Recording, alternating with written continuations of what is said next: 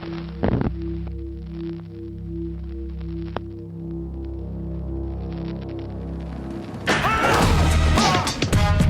Bond.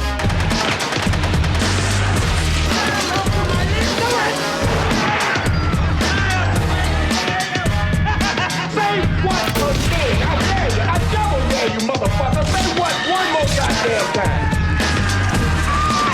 Humans sacrifice, dogs and cats living together. That's hysteria. Wow! Can you dig it? Can you dig it? Can you dig it?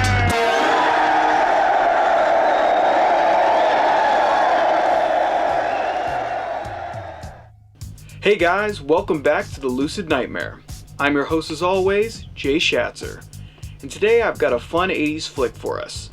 It is Tom Eberhardt's 1984, just classic fun flick. It is Night of the Comet, and guys, this one's a fun one. It's just straight 80s to the max. So let's just dive right into this goodness. It is Night of the Comet.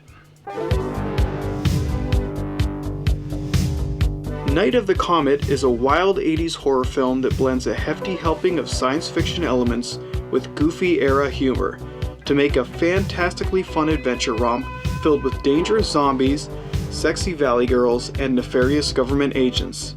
This hybrid of outrageous proportions is a mile-a-minute oddity that truly revels in the absurdity of the time period, while simply and efficiently making a film that entertains on all levels and fires on all cylinders. The film follows two Valley Girl sisters, Regina and Samantha, who accidentally survive an apocalyptic event that wipes out most of the life on Earth, leaving behind zombified monsters and other assorted maniacs to fight over the fate of the planet.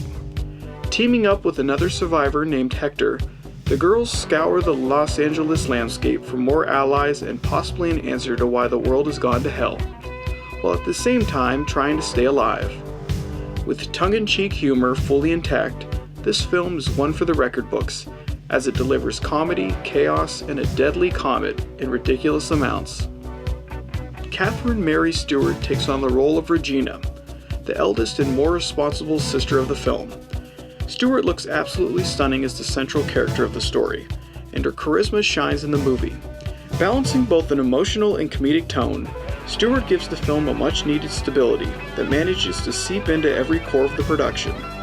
She is the driving force of the piece, as we are swept up into her world as it is turned upside down after everything begins to fall apart.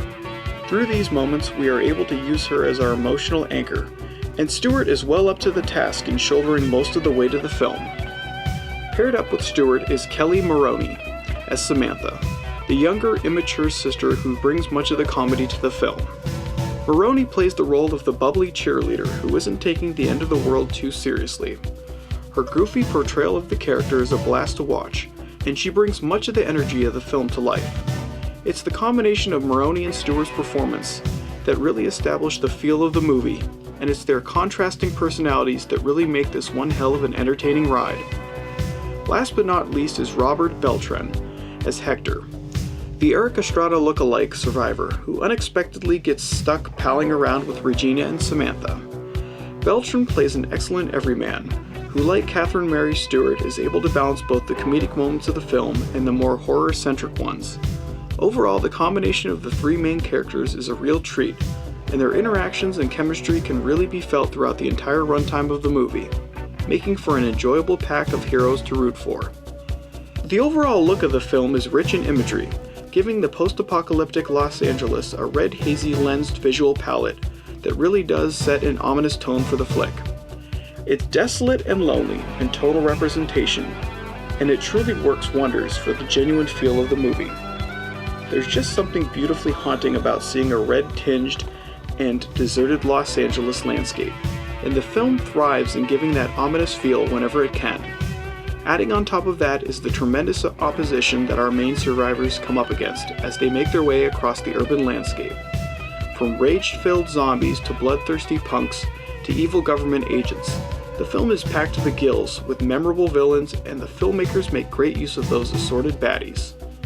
If there's one thing to come away with about this movie, It's that it is a tremendously fun adventure film mixed with horror, comedy, and an abundance of sci-fi goodness. Night of the Comet is without a doubt a shining example of the fun of the 80s. With its unabashed desire to tell an entertaining story and its accomplished blend of various genre tropes, this science fiction film is just a pure entertaining romp.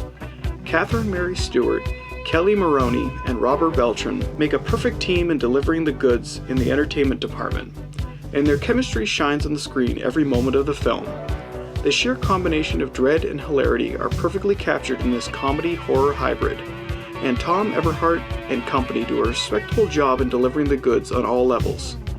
If you're a fan of 80s cinema and the wild creations they tend to unleash upon the world, then look no further. Night of the Comet is a cinematic amalgam of everything that the era encapsulated. It's bold, brash, and abrasive in its pursuit for comedy, horror, sci-fi gold. Night of the Comet is simply fantastic fun. And there you have it, guys. Just an outrageous sci-fi horror comedy gem.